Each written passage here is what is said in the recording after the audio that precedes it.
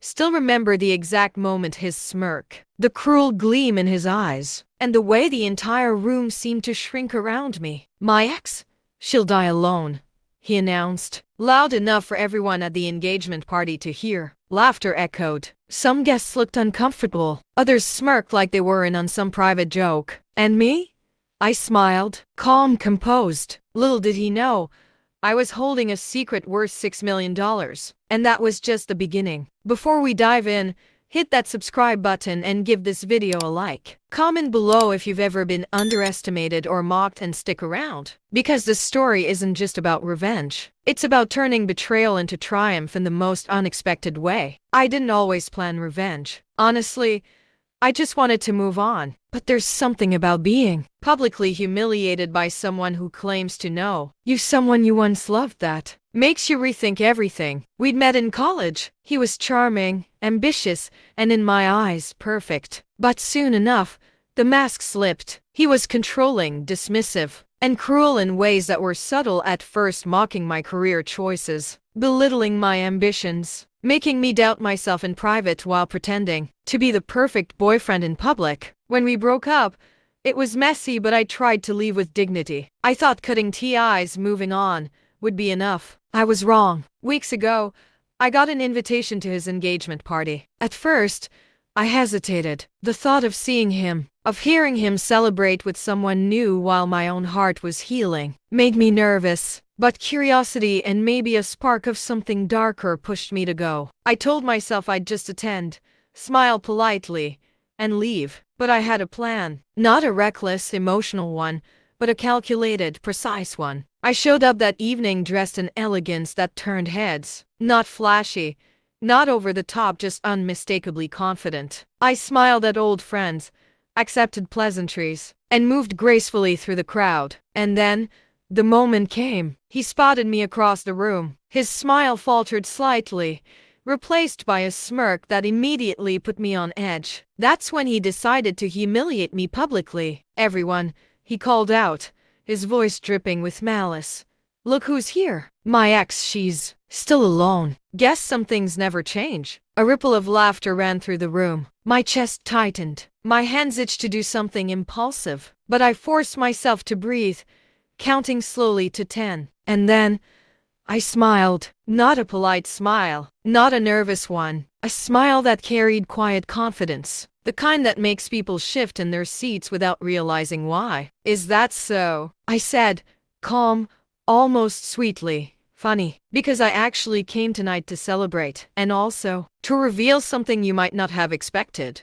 I let that hang in the air. The pause was long enough for murmurs to start. He raised an eyebrow, confused. Laughter stopped mid-chuckle. The room tilted on its axis. "What exactly are you talking about?" he asked, his voice a notch lower, betraying a crack in his perfect armor. "I'm talking about this," I said, pulling a small envelope from my clutch. I handed it to his fiancée, who looked startled. "Your ring, it's beautiful." "Really?" "It is, but it's not exactly what you think it is." She frowned, puzzled. "What do you mean?" I smiled wider, letting the weight of my presence settle. "It's custom made, I know, but the diamond? It came from a very exclusive collection, and it wasn't cheap. In fact, I purchased it personally for $6 million.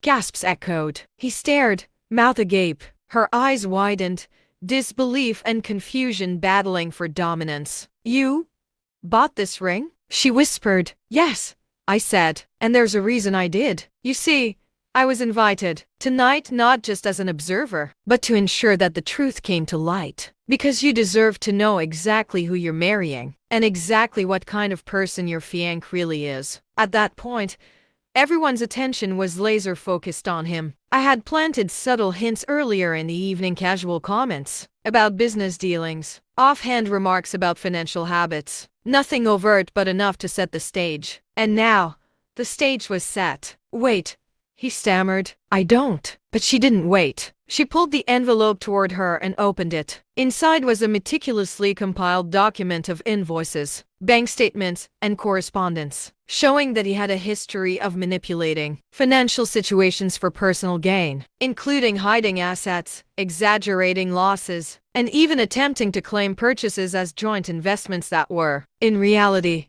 his alone. Her face turned pale. The room buzzed with whispers. He stepped forward, trying to salvage some dignity. This isn't what? I interrupted, my voice cutting cleanly through the tension. The truth? I could see it in his eyes, the first real fear I'd ever witnessed. Not arrogance, not smugness, not control, just pure panic. She looked at him, then back at me, her expression hardening. I trusted you, she said softly, more to him than to me, and I think I need to reconsider a few things. The silence was deafening. The guests didn't know where to look. Some tried to smile awkwardly, others were too shocked to react. And in that moment, I felt a release I hadn't realized I'd been holding onto for years. It wasn't about money. It wasn't about proving him wrong. It was about reclaiming my power, the dignity that had been chipped away slowly, almost imperceptibly over the years. And tonight, I had it back. I turned away,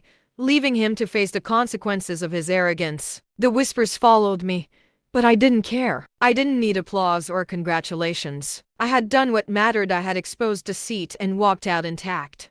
The aftermath was immediate. His fiancée excused herself, and I caught her eye before leaving. No words were needed, just a nod that said, "You deserve to know." He stayed frozen, caught in a mix of anger, shame, and disbelief. Friends whispered, guests speculated, and for the first time, the charming man who had once belittled me felt the vulnerability of public exposure. I didn't gloat. I didn't need to. The truth had spoken for itself. The room had shifted, perceptions had changed, and for the first time in years, I felt free. Sometimes revenge isn't about cruelty, it's about clarity. It's about showing the world that being underestimated, mocked, or dismissed doesn't define you. What defines you is how you reclaim your narrative, on your terms. If this story gave you chills or made your heart race, hit that like button and subscribe for more stories where justice isn't just served, it's elegantly, unapologetically delivered. Comment below.